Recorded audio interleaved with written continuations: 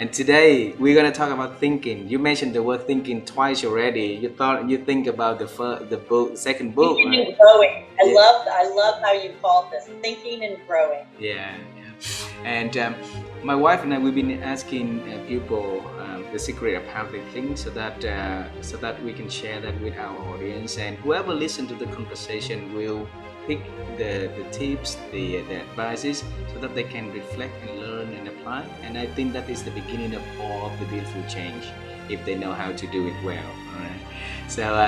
Um, so, so Michelle, let's start our conversation simply by I'll ask you the basic first. So, what is thinking? What's the definition of thinking in Michelle's version, though?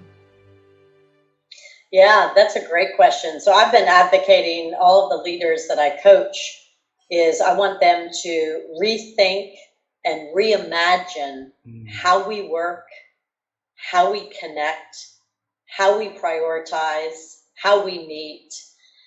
This is a whole new era, and it is time to rethink mm, how we conduct business. So when I think of the word think, what comes to me is I want to not overanalyze things, and I really want to look with a new lens. mm. I want to disrupt. I want to create. I want to innovate. To me, those are all ways that we can rethink how we want to show up in this world as the best version of ourselves. Thanks for sharing that. So, innovate, disrupt, rethink of how we show up into this world, right? And then there's a lot of things that hold us back from better thinking. So I think it's for us to think better, then we need to also know what weighing us down, right? So that we can eliminate them. In your experience working for your and with amazing people out there, what seems to be the obstacles for them to become better thinker though? Well, I think for years we've had some bad habits, and I think that a lot of leaders were trained from the command and control perspective Mm, to lead with power, lead with control. And inadvertently, because I don't think they did it intentionally, what happened was they created cultures of fear. mm, And you're not going to get the best thinking, the best ideas, the best innovations when you have a culture of fear. mm, People are scared to raise their hand. They're scared that their question might come across as stupid. They're scared, mm, right? And so whenever you have somebody who's fearful of taking a risk, then you don't have innovation. So what I'm advocating is let's create cultures of connection, mm, because I believe through my research that if we create true cultures of connection in our organizations, if we get rid of the jerk bosses, if we allow people, enable people, encourage people to show up as mm, their full selves and bring their full human selves to the organization, right? Then we're going to have the best thinking. mm. If we have people who aren't scared to make mistakes, who aren't scared to ask what might be a stupid question, who aren't scared to fall down and stumble, then we're going to have the best thinking. So that's where I'm really moving in 2023 is my mission is to create and to help leaders create cultures of connection. Beautiful, beautiful. I think that that connection is something that been lacking over the years for some reason. When we were young, we used to be really playful, connecting with a lot of others, right? And then growing up as adult, and then eventually something happened in between that's stopping us from being truly authentic and truly care for one another like when we were young. So what happened to us back then though during the grow up stage? Yeah, you are so right. And those are great questions. And I really tried to get to the bottom of it in my first book, The Seismic Shift of Leadership, when I interviewed 18 leaders from around the world. And I wanted to know about connection, but I Mm. also wanted to know about disconnection. And we did become disconnected. And so many of the leaders I interviewed mentioned how they were trained to just bring your professional self to the office, Mm. and they were trained. I'll give you an example. I coach a chief of information services for a big company. And we were coming out of the pandemic. I said, what is something that you can do to really connect with your people who you haven't seen in person in 2 years? And he said, I would love to have a cookout. He goes, we just bought a new house on the water. I'd love to have a cookout with my people. I said, that's brilliant. He said, but my former boss at my former company told me that no, that was too personal. You don't invite people over to your house for a cookout. Oh. So you're right. Something along the way in the 90s, the 2000s, taught us that we were just supposed to bring one half of ourselves to work and kind of hide the other half. So you were only bringing half of yourself. Yeah. And so even to this day, when I am on coaching calls and I'll say, okay, let's look at the engagement scores, what is an area that you want to improve in? And they said, well, it comes up, kind of want to be better connecting with my team. I said, okay, so let's deconstruct connection. And to me, connection is, do your people feel seen, heard, valued, and appreciated? Then they feel connected. So I said, what are you doing in these meetings where your people feel seen, heard, valued, appreciated, respected?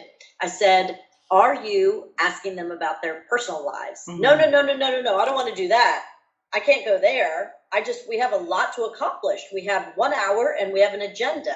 I said, okay, but if you're going to drive 30% increase in revenue, you got to start by knowing your people and building a team where they not only trust you, but they trust each other. Yep. They feel safe. They feel comfortable. You create this culture of connection rather than culture of fear. I said, and what I've learned, the only way you can really do that is by asking them about themselves, learning about them, caring about them as full humans, not just what percent of revenue did they increase in their division last quarter. That's not going to get you what you want. So that's the seismic shift I'm referring to. You're right. Somewhere along the way, and I fell victim to this too, we were taught that it just has to be kind of command and control, and you give orders, and it's transactional, and you communicate to get from point A to point B. And now it has got to be about meaningful connection. Beautiful. Thanks.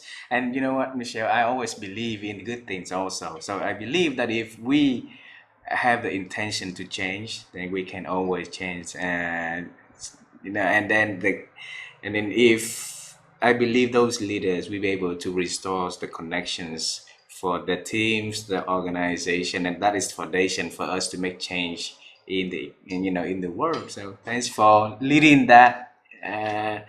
And I hope that your new book gonna come in soon, so that it's gonna be a footprint for us to look, to read, and to think, to apply. All right.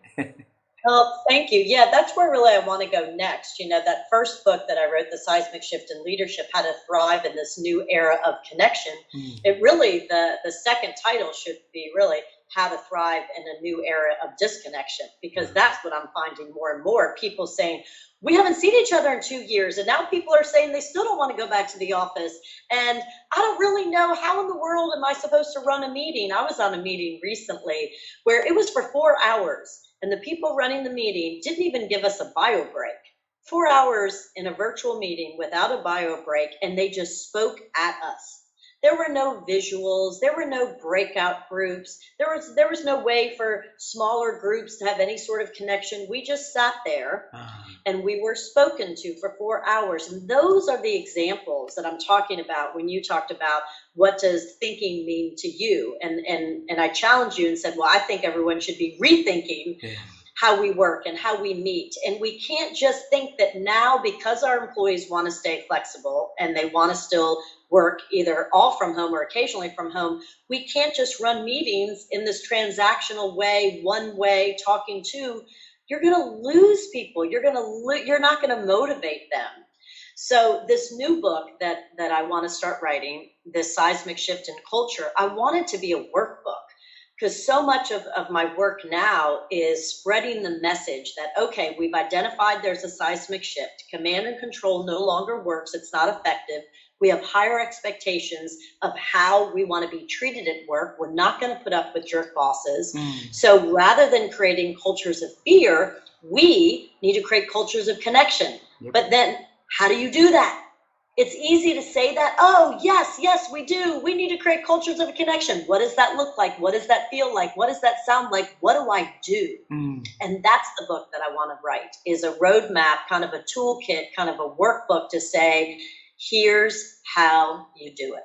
Beautiful, beautiful, beautiful. And Michelle, I'm gonna change the word thinking to the word rethinking forward. Okay, in this conversation, you've been meeting a lot of great people, great leaders. So how, what did they do really different from others so that that they have the good rethinking process? Keep rolling over and over within themselves. Can you share? Yeah, so and I love collecting data and stories and all of the leaders. I had a great coaching session today with the CEO of a hospital, and at the end of the year, I created a connection assessment for my leaders so that they could ask their direct reports, how am I doing? Do you feel seen, heard, valued, appreciated? How can I better connect with you? And so I've been reviewing all of the data. And it really is what I keep coming back to, and I don't have all the answers, but I've got some good questions of how do we rethink the way we show up? How do we rethink the way we own our calendars? How do we rethink the way we meet? So we now know what doesn't work is doing, being spoken to on a Zoom call for 4 hours. That doesn't work, right? So what we're hearing from people is, rather than having a formal meeting every 2 weeks with all of us where we go to the conference room, if you even have the opportunity to meet in person, we show up in the conference room and we all, represent our divisions and we give updates. Well, maybe there's a better way to do that. Maybe it's a little bit less formal, a little bit more like, let's have twice a week, let's have a huddle over coffee, standing up. And let's just go around and give us updates and tell us as a team what we can do to support you. What do you need? How can we support you? What do you have going on? Give us updates, and how can we remove the barriers for you? So I'm seeing that things are just becoming less formal, but again, you have to reimagine and rethink. I'll give you another example. So Yes. one-on-one meetings keep coming up as a way to truly connect with your people. So a lot of my CEOs, the feedback they received at the end of the year through this connection assessment was, I want more one-on-ones. I'd like more time with you. Well, you can imagine looking at a CEO's calendar. It's pretty jam-packed. It's really hard to find time because they're supposed to organically round the hospital, to touch in with the frontline people, and they spend most of their time as CEOs in meetings. They don't even have time embedded to do the work that's necessary, right? So think about a CEO's operating rhythm, their calendar, and now they hear at the end of the year, bravo, you've done an incredible job connecting with me, but man, I sure would like some more time with you. So that was the big discussion today. How do you create more time? Well, it's all about rethinking and reimagining. So rather than these more formal 1 hour meetings where everybody gives updates, let's have more frequent, less formal ways to connect. And that's what I'm seeing, is really we've got to look at our calendars and figure out how can we find time in a deliberate, intentional way to connect with the key stakeholders we need to connect with in a little bit more informal, frequent time, where maybe it's just a huddle, maybe it's just a phone call. So one of my leaders, when she thought about this, she said, you know what, Michelle? She goes, here I tell all of my direct reports that those one-on-one meetings are for them. It's all about them. Yet I'm the one that I pick when I'm going to meet with them, where I'm going to meet with them, how long I'm going to meet with them, and how often. She said, it just occurred to me. So she said, at the end of the year, I sent out an email to all my direct reports and said, I just had this big revelation. I want you to tell me what works best for you. How would you like to connect with me? Do you want to meet for coffee? Ah, Do you want to only talk on the telephone once a month? Do you want to do it Zoom? Tell me what you need. And she said each of her direct reports had a different request. mm, One was an extreme extrovert who has been home with her husband and 2 kids for 2 years and is ready to, meet people again in person. She's like, please meet me at a coffee shop. I just want to see you, because at this point they still weren't going back into the office. Another one said, look, you're a great boss, but I don't need to have a one-on-one sit down with you twice a month. Can we just talk on the telephone for 30 minutes at the end of the month? So everybody ended up having a different request. And I think that's what Leadership Connection is about right now, is figuring out what your people need to best connect and get the results that you're going for. beautiful, beautiful. The example that you just shared happened to every CEOs, and she was the one that really made the change to her leadership team by letting them to decide when they want to meet and what in what way they want to meet with her, right? So it's amazing. And I love to share that story. Thanks a lot for doing that, because that's really tell us to rethink about how we been thinking and doing, right? And that is a prime example of that. Go to the last question for this conversation today, which is the biggest question also, Michelle. It is about you. All right. You are one of among the best thinker in the world. All right. And we want to understand the secrets of your thinking. So how have you been helping you to improve your ability to think over the years? Oh, that's such a great question. Well, first of all, thank you. I'm humbled. Thank you so much for your compliment. I'm very fortunate to be a part of 100 Coaches. And one of the things that that organization did for me personally, that helped me think, rethink, and grow as a leader, as a coach, just as a human, is we embedded time for meaningful community and connection with each other. So Mm. on Mondays, we get together just for 1 hour all over the world. We Zoom in with our leader, Marshall Goldsmith, and he picks a topic to talk about, and he talks about in the very beginning. Then we go into breakout groups, and we collaborate and share ideas. And that has such a profound impact on me that I now try to put together community groups where I am in New Orleans. So I'll give you an example. I had people over, I had moms over at my house for coffee before Christmas. And one of the things that we were struggling, all of us we were struggling, we were all brand new empty nesters. And our kids had just started college. And so they had just come home from college, and we were just thrilled to see them. And yet we had been silently suffering, that all of us had been really struggling with that loss of that identity of, oh my gosh, what, I can't, am I not a mom anymore? I don't have a kid to parent. They're off at college. And it's this whole rethinking of your role, in the world and your purpose. And yet a lot of us were suffering alone and silently. And so when we all came together, and it just was such a relief to say, oh my gosh, you feel like that too? Wait, I didn't think you felt like that. And then we agreed, we made a commitment. We're going to get together and we're going to form a little community of moms who just became empty nesters, so we can support one another. And I'm trying to do more and more. I've put together a group of women supporting women in business. Mm. Because what I have found is that we do need connection. And for some reason, and of course we know why, just coming out of the pandemic, we're just not embedding as much time as we used to for true connection with others. But when you say, I am going to build this community of like-minded people, like 100 Coaches, that I get to, every Monday morning, I get to have a really stimulating conversation about a topic that's applicable to my world, and we brainstorm, that is brilliant for my thinking and my rethinking and my innovation, right? I just think we need to bring people together who are facing similar issues. I think we need more community, and I think we need more connection. But we've got to do it, right? We've got to take the step and initiate, because there are so many people silently suffering, thinking that they're alone, and we need to bring people together. Beautiful, beautiful. Thanks a lot for doing that. And you guys are amazing. We really admire all the works that you guys doing from this part of the world. So thanks a lot for doing that. Please keep sharing a lot more with us so that we can learn from you and the group been doing. Okay.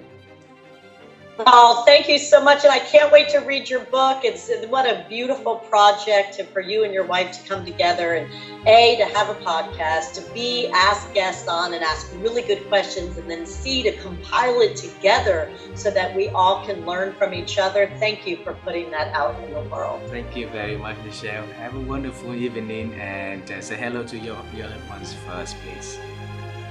I will. You too. Take care. Take Thanks, everybody. Thanks to all the listeners. Bye-bye.